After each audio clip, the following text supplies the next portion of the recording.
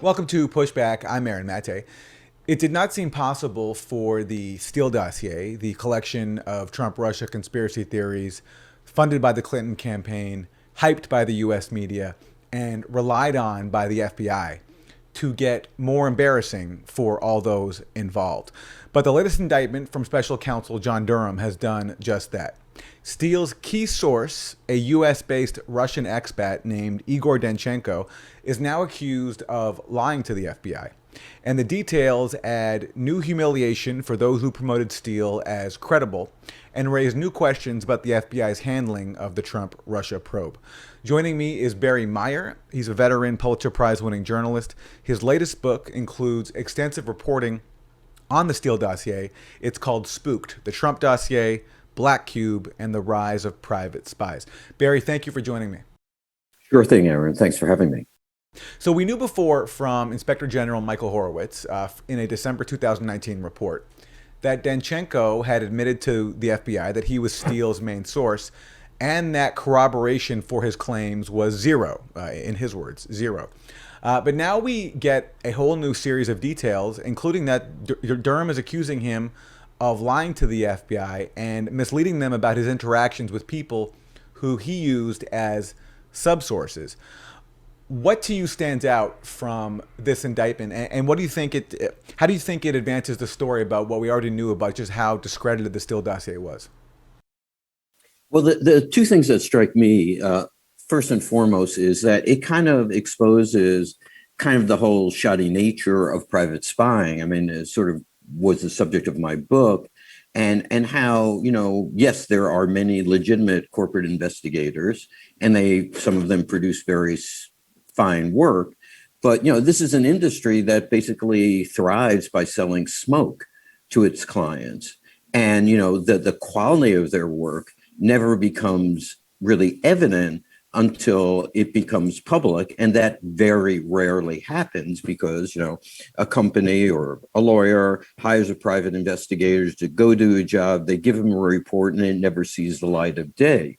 Here you have a rare instance where such a report did see the light of day. So, number one, you see basically the kind of stuff that's sold to clients, often the kind of stuff that the client no doubt wants to hear.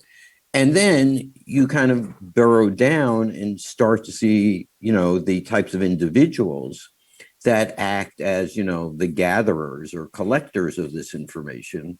And a lot of them are folks that have, failed at other professions, kind of are desperate for work. And through one form or another, they find their way into working for these types of firms. And then they turn around and tell the people who hired them what they want to hear. So essentially it's this, this sort of conflagration of information that starts from the beginning and then just gets pumped up and distorted further as it goes along. And that seems to be what happened here with the dossier. And in terms of the indictment itself, there are basically two subsources whom Danchenko is accused of lying about. And again, it's confusing. So just to stress for people that Danchenko was Christopher Steele's main source. Steele claimed to have access to a whole network of high-level Russian sources, but basically his main guy was Igor Danchenko, who lives in Washington. And instead of having deep ties to the Kremlin, he actually has deep ties to the Beltway. He was previously working at a liberal Clinton-tied think tank called the Brookings Institution.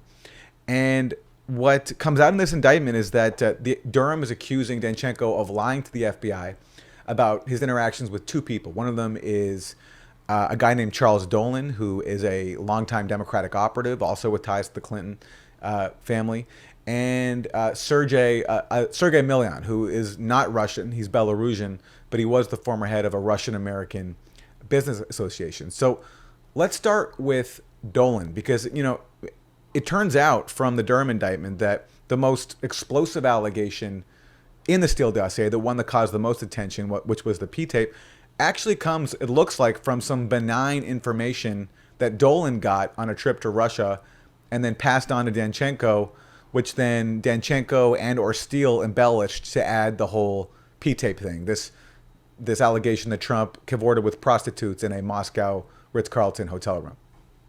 Well, the way it's spelled out in the indictment is that so Dolan is a guy, he's been a PR guy, had a lot of Russian clients, did a lot of business in Russia. So he goes over there in mid 2016 to kind of lay the groundwork for some kind of business conference that is going to take place subsequently. And he's already made contact with Danchenko. They've gotten to know each other. Danchenko has hooked him up with Christopher Steele by email.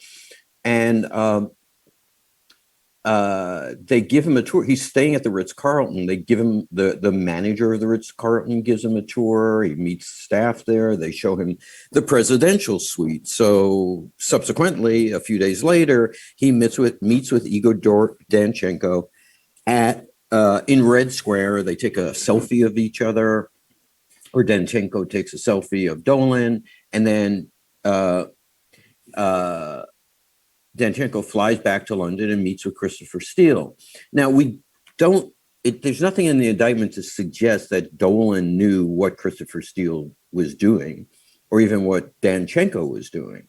But there's the suggestion in the indictment that Dolan told Danchenko about his tour of the Ritz-Carlton, and that somehow, along with other information that Danchenko may or may not have collected, gets transformed into the setting for the P tape. I mean, in terms of Dolan himself, I mean, I think my takeaway from Dolan is that he is testimony to the nature of Washington, D.C. and the fact that people there will make money working both sides of the story, or either side of the story, if there's money to be made, and then we'll flip around and work on the other side.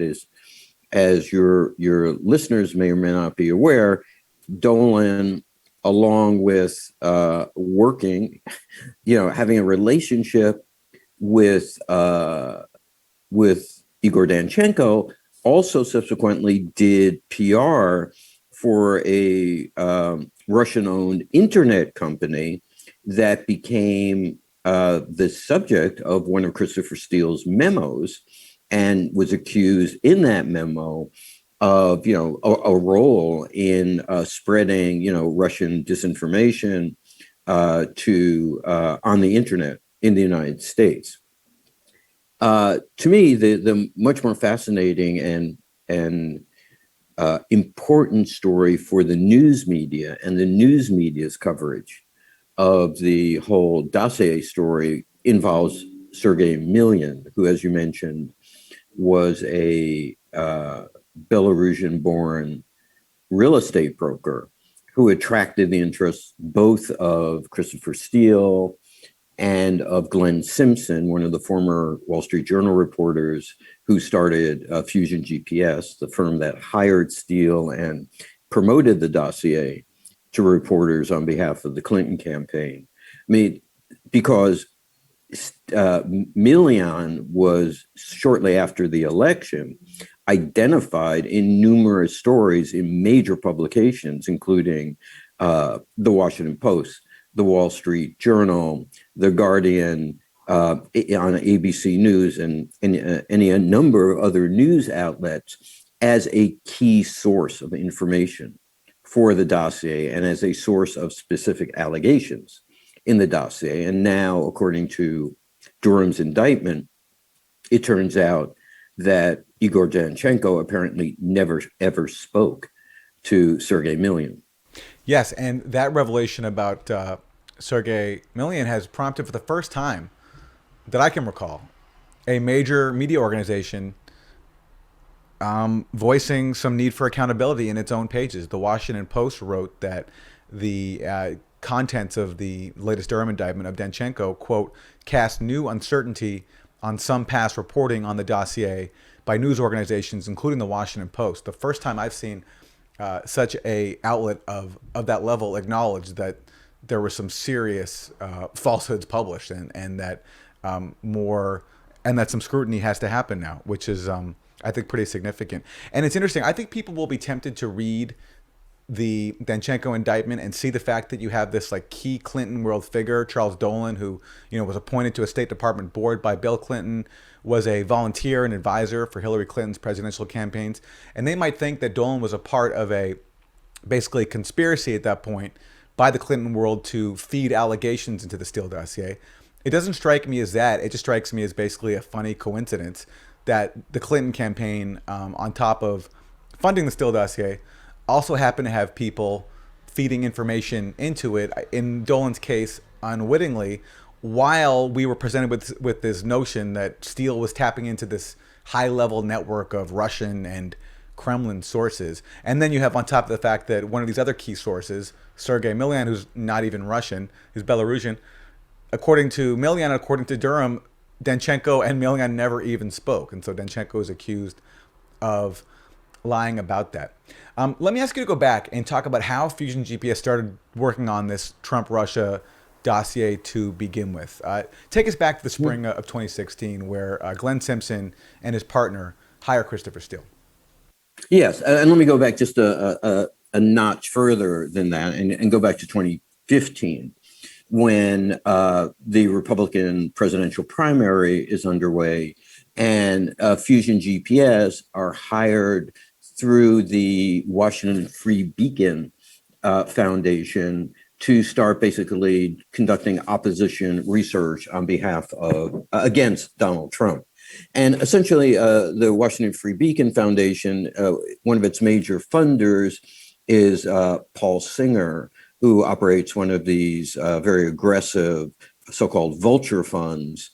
And Fusion GPS had done investigative work for Paul Singer in the past. So, so people at the Washington Beacon Foundation were aware, certainly, of who Fusion GPS was. So for, the first, let's say, 9 months or almost 10 months of this, they're basically working on behalf of the Washington Free Beacon Association, trying to generate negative stories in the media about Trump, because Paul Singer was backing Marco Rubio in the Republican presidential primary.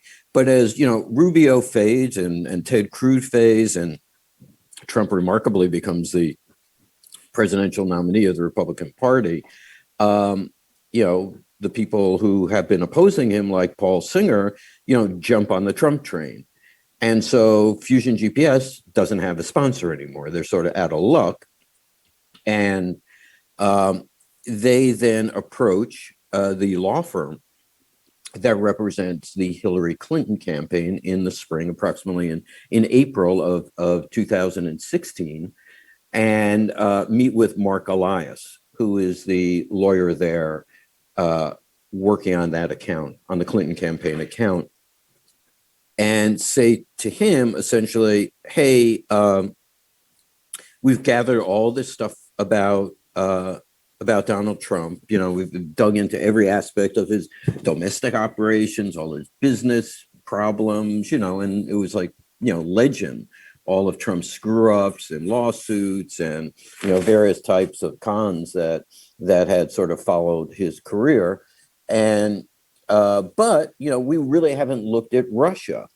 And, this could be a very rich arena, particularly because Hillary Clinton has, obviously, when she was Secretary of State under Barack Obama, took a very tough stance against Vladimir Putin. And, this could be a campaign issue when Clinton and Trump square off. So Elias, this is great. But, while Glenn Simpson knew a lot, sort of like had read a lot about Russia, had followed stories about Russian organized crimes and lobbying and things of that nature, he didn't really have any sources in Russia. So in 2010, right around the time that Glenn was forming Fusion GPS with Peter Fritsch, that's really the same period of time when Christopher Steele was leaving MI6 and forming his own private investigative firm in London called Orbis Business Intelligence with another MI6 agent. So Simpson and Steele had sort of met each other. They'd been introduced by an intermediary. They had basically funneled each other work occasionally over time. And so he thought, wow, I know this guy. He was an MI6 agent. He did some time in Russia. He knows the Russian world. So he reached out to Christopher Steele to basically gather information in Russia about potential ties between Trump, members of his campaign, and the Kremlin. And in the media accounts, in the efforts to portray Steele as credible, there was a lot made about his previous contributions to the FBI when it comes to Russia-related investigations, including bribery with FIFA. Did Steele play as significant a role as his media cheerleaders made it out to be? I personally did not find that he did play that significant a role. I think the best way, or one way, it's not necessarily the best, but certainly one way to look at Steele was as a broker. He wasn't like the active agent that like went out and dug up the information and then brought it back. What he did was he brought people to the attention of the FBI who had dug up the information. So in the case of FIFA, there was a Scottish reporter who had sort of broken the FIFA story, and so Christopher Steele sort of hooked him up with the FBI, and he was the one that provided the FBI with the critical information. The same thing being the case with Christopher Steele's dealings with Russian oligarchs. He acted as an interface between Russian oligarchs who were looking to trade information with the FBI for favors that the FBI could do for them. So in terms of investigative bones, I think that aspect of his reputation was substantially overblown. Nonetheless, so because he acted more or less in this sort of middleman fixer kind of capacity. And you mentioned Steele's relationship with Russian oligarchs, and this raises another, I think, hilarious irony about the Steele dossier and the Clinton campaign's funding of it, and just Russiagate overall, which is that for all the talk about Trump's ties to Russia, this like nonstop effort to find anything that could connect Trump to Russia, and in my opinion, there was just nothing there or very little there. Meanwhile, you have a Clinton world that is deeply tied to Russia. I mean, Bill Clinton himself was paid $500,000 to give a speech to a major Russian bank at a time when that bank was challenging the Magnitsky sanctions. Christopher Steele, as you mentioned, he worked for Oleg Deripaska, who then later on became a central character in the Russiagate fiction, that he was somehow involved in the Russian interference campaign on behalf of Putin. And Charles Dolan, as we talked about earlier, the Steele dossier source and veteran Clinton campaign, or veteran Clinton world figure, he was working for the Russian government. His PR firm is handling global communications for them. So you have, for all the weight that was put into how terrible it is to have Russia connections, I think a far deeper tie between Clinton and Russia than you do between Trump and Russia. But let me ask you to talk about the Oleg Deripaska part of this, because it gets overlooked, but it's just a fact now that Steele was working for Oleg Deripaska, who, according to the Trump-Russia conspiracy theories, was a major figure in this Russian interference campaign. Sure. Let me just throw in my 2 cents, though, just sort of reflecting on what you said. My view is that Russia did try to interfere with the U.S. election. I don't know to what degree, if any, it succeeded. It's also my view that Trump and his allies welcomed that interference. They urged Russia to, go out and find Hillary's emails. They say, oh, well, he was just kidding about that. I think that's bullshit. However, that doesn't in any way affect what Steele was saying or Steele was doing, or as you point out, Steele's relationship with someone like Oleg Deripaska. Look, you can be concerned, and I think one is right to be rightfully concerned about Russian interference. I mean, who the fuck wants Russia to interfere with our electoral process? You know, no country wants an outside government to interfere with their electoral process. And certainly the United States has been accused of interfering on a kind of regular basis with the electoral process of many countries. But, you know, at the same time, you can, you know, hold yourself out as someone like Christopher Steele did, and like Glenn and Peter did, as, you know, standing up against the potential for Russian interference, and, you know, still be taking money from these guys. And that's where I see the sort of, you know, moral issue and moral dilemma, and the double standard, if you will. Because, you know, not only did Christopher Steele like work as a corporate investigator for Oleg Deripaska's lawyer on cases, he actually acted as essentially an unregistered lobbyist for Oleg Deripaska when he tried to convince Bruce Orr to get a message through to the State Department, Bruce Orr of, you know, Justice Department official, to get a message through the State Department not to be too hard on Oleg Deripaska, and that he was a good guy and he was on our side and blah, blah, blah. And to me, you know, like, here you have an individual, Oleg Deripaska, who has been on the US's bad books for a decade or more. He's kind of basically on the shit list where he's not allowed to enter the United States. And you have Christopher Steele sort of acting as his paid water carrier.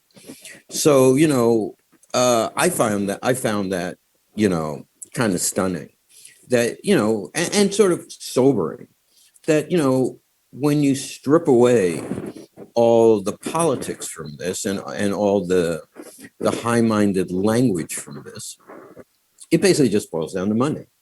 And these guys are in the business of making money. And when you're in a business like the corporate investigations business, as I write about in the book, you make money wherever you can make it.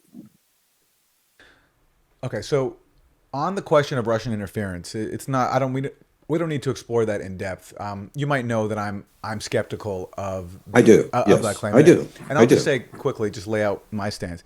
What's confirmed to me, without a doubt, is that a Russian troll farm, the IRA, put up some juvenile ads on social media and memes that nobody saw.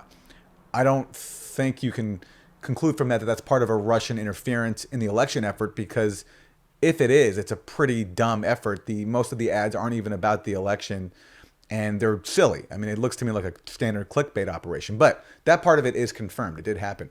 In terms of the allegation that Russia stole the emails, the more evidence that's come out about that, I doubt it, especially given now that we know that the allegation was generated by another Clinton campaign contractor, and all this happened within the same time period, just as Perkins Coie, the Clinton campaign law firm, hired Fusion GPS, and then that produced the Steele dossier.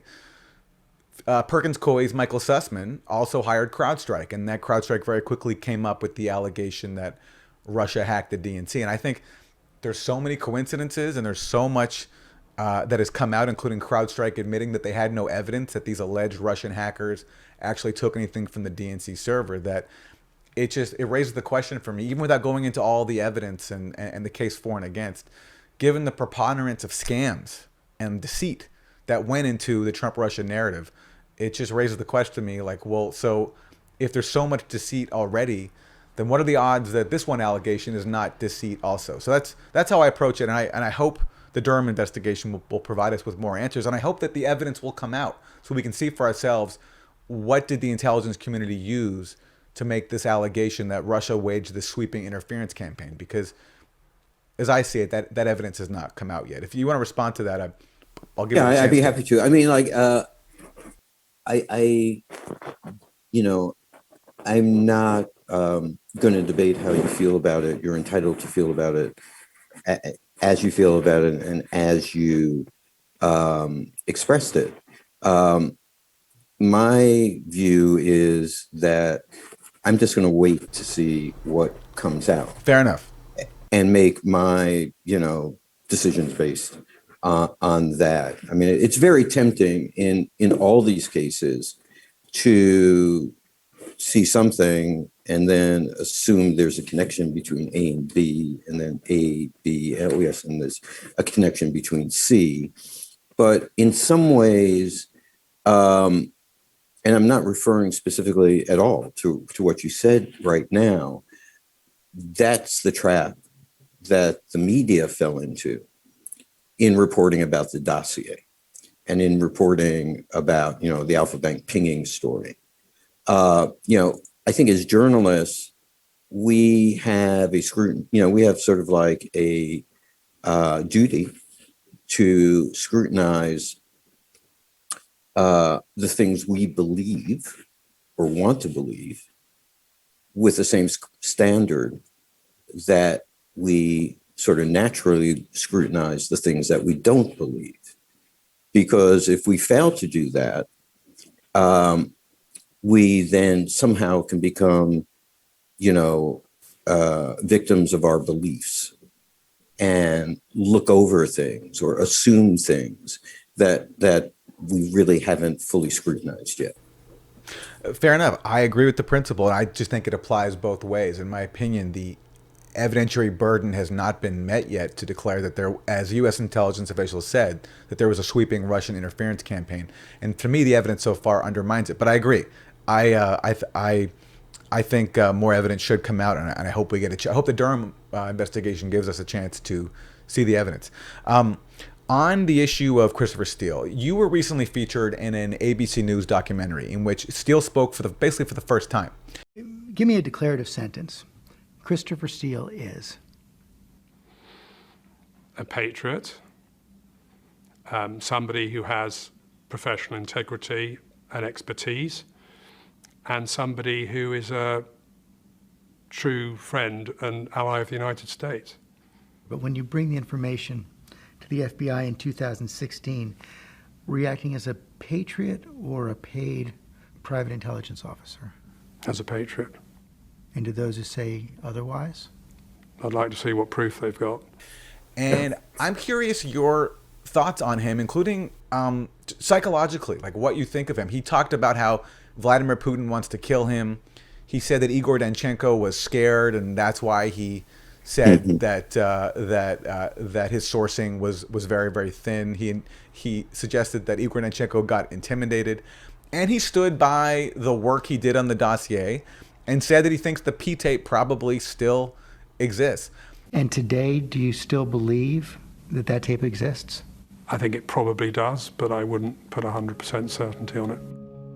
So you stand by the dossier? I stand by the work we did, the sources that we had, and the professionalism which we applied to it. After watching Steele, I'm just curious your thoughts on him. Well, to be frank, I only saw like highlights of it. I couldn't invest the time to watch the whole thing.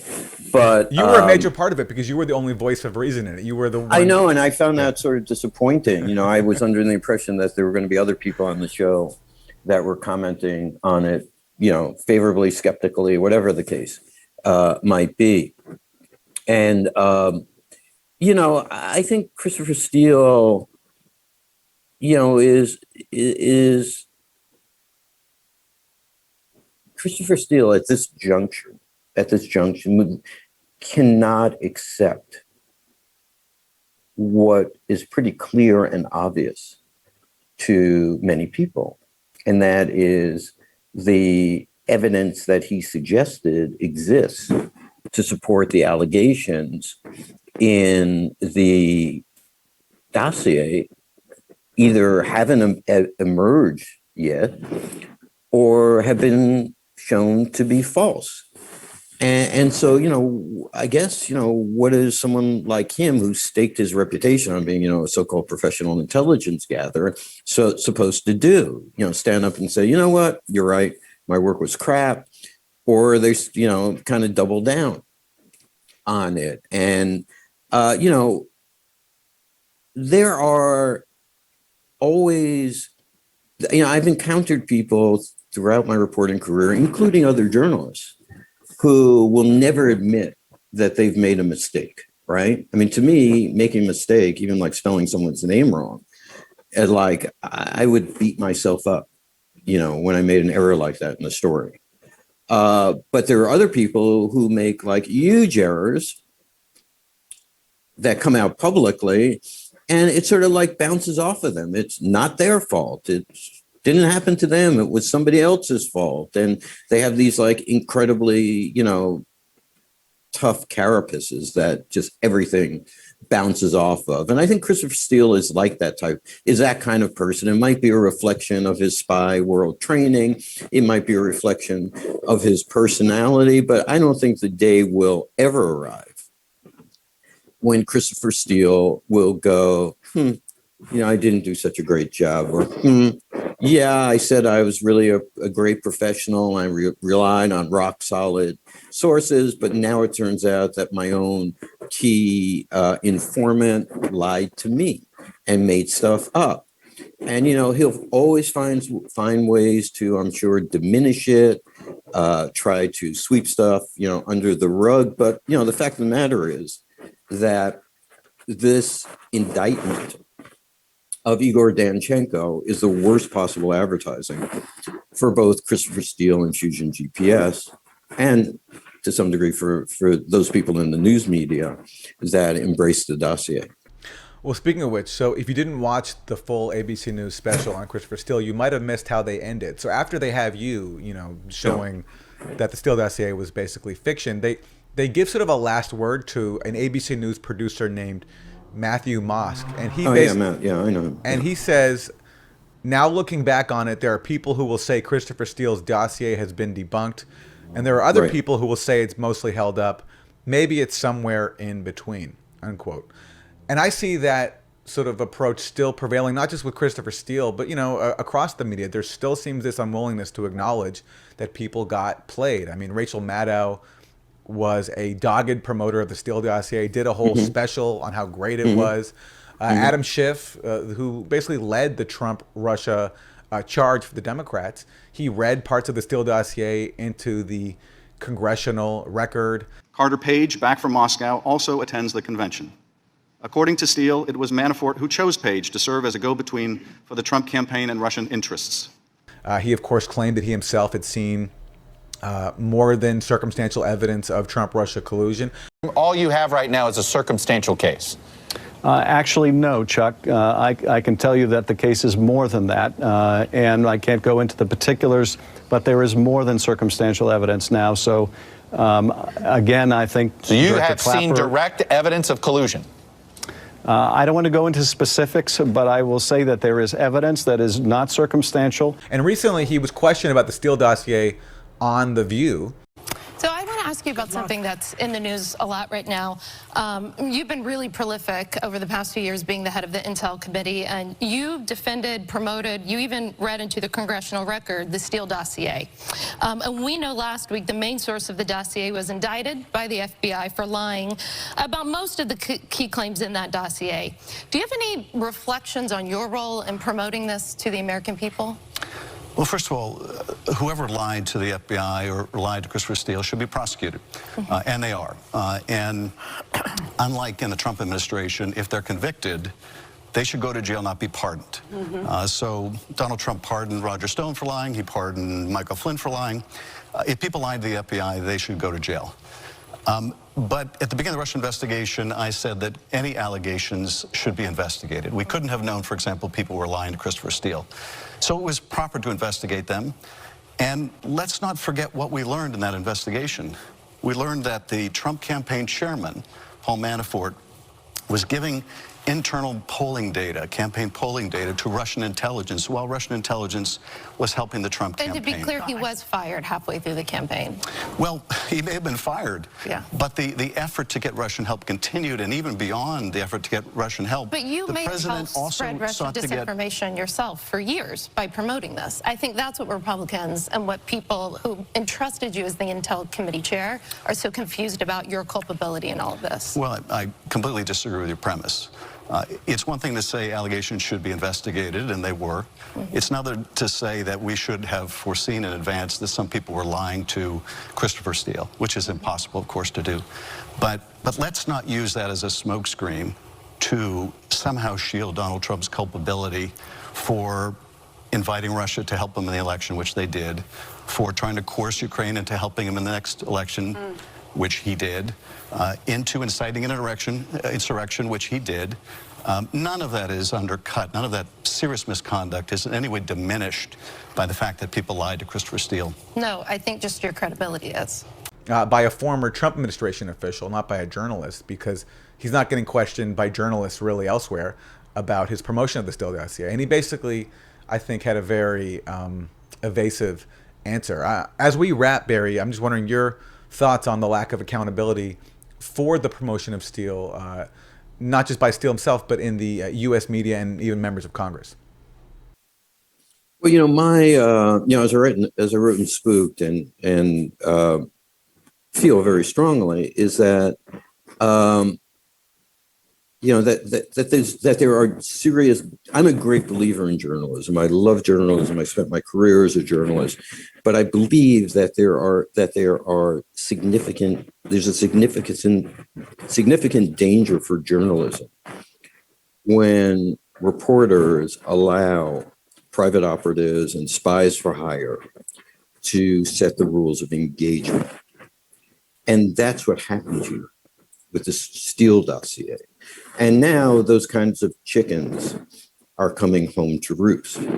And I think it's really incumbent upon, this profession, a profession I really honor, to now step back and think about why, first of all, let readers know what happened, understand what happened, and, decide this is not going to happen again.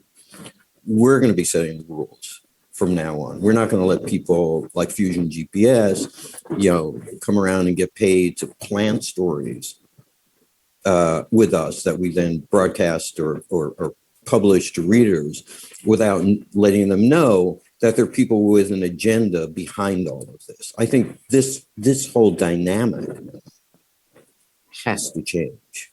And I hope that whatever small or minimal soul searching that goes on now within media organizations as a result of this episode brings that about. Barry, one more quick question. The FBI says that the Steele dossier played no role in its opening up of its counterintelligence investigation into the Trump campaign and its possible ties to Russia. Do you buy that? Yes, I do believe that, because I'm trying to keep my date straight, but I believe it was opened up independent of Steele. Don't forget, like the FBI, the Steele reports really didn't get, while Steele gave his reports to an FBI agent beginning in June or July or August. I don't remember the exact date when he started giving. Yeah, it was July 5th. He had a meeting. With a single agent in Europe. But then they didn't make their way to like New York until significantly later. Well, that's my point. That's my point. As far as we know, it seemed like I think I wrote my previous book was about Robert Levinson, this private investigator who went missing in Iran. And, he was a former FBI agent. And, one thing I learned, or sort of an impression I formed while working on this book, is that, if you think that the FBI is some like really high functioning, well-oiled machinery with crack agents working for them, or even, leaders who are capable of, engaging in very sophisticated conspiracies, that probably would be an incorrect assumption. They are really quite uninspired, unimaginative, unenergetic, and only act when something gets shoved in their face. I mean, even though, I mean, you saw the statement from John Durham, I'm sure, after the Michael Horowitz report, whereas Horowitz, the DOJ Inspector General, said that the FBI's opening of Crossfire Hurricane, the Trump-Russia investigation, was properly predicated. Yeah, yeah. Durham disagreed with that, and he said that he's gotten information from other sources. Now, he didn't say what that was, so I just think it's like it returns to what you were saying before. I think perhaps, you know, more information will come out that might change our perspective. And I think on that matter, you know, that point, that may be simply a difference of opinion. You know, it's like us looking at the same color, or what we think is looking at a color, and I'm saying, well, you know, it's kind of like this shade of blue. And you're going, no, it's really like this shade of blue. And, you know, when you get into like making a determination about like what is the level of actual probable cause to open investigation, that's a judgment call. You know, it's a judgment call where the range, you know, that range of judgment might have some flexibility to it, right? It's not like calling balls and strikes. And so I think, again, trying to be fair to people, that you actually could have two people looking at the same situation, looking at the same facts, and coming to different conclusions about it. And that might be a reflection of their particular mindset or their particular perspective, as opposed to one or the other of them having an underlying motive for making that decision. All right. Well, to be continued. I hope to be able to speak to you when John Durham comes out with his report. Barry Meier, veteran Pulitzer Prize-winning journalist, formerly with the New York Times. His latest book, Spooked, The Trump Dossier, Black Cube, and the Rise of Private Spies. Barry, thanks very much. It was a lot of fun, Aaron. Thank you.